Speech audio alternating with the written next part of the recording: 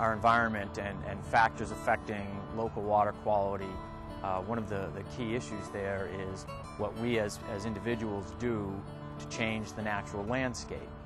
And as we develop land, we replace what was naturally occurring vegetation with a high percentage of what we call impervious surface, such as roads and parking lots and rooftops.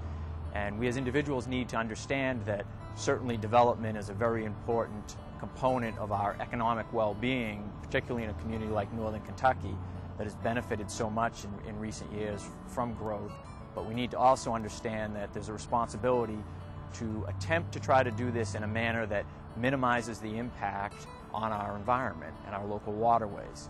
Well, I think everyone wants to have a thriving, vibrant community.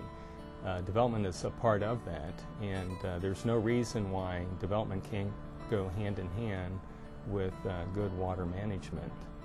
I think that it's imperative when the city looks at future planning that we approach developers and ask them to be a little bit more environmentally sensitive, simply because if we don't keep problems from happening in the long run, it is going to cost our city money, which is something we simply can't afford.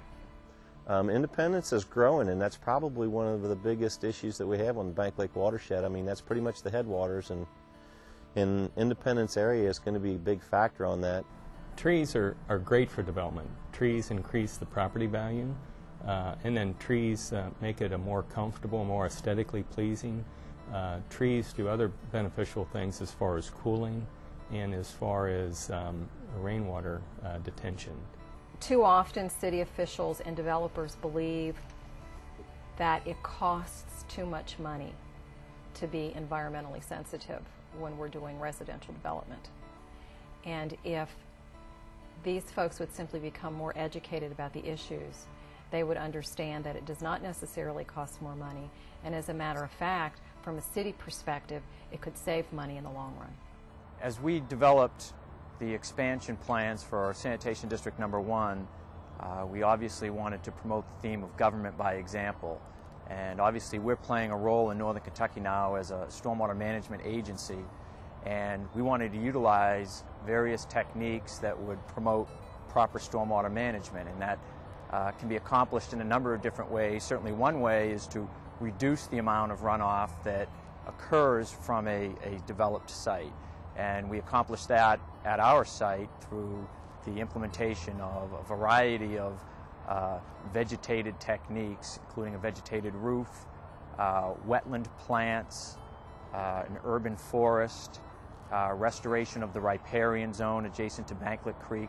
We recognize the significance of vegetations and trees and forested areas in not only cleaning up the quality of stormwater runoff, but also in reducing the amount of runoff.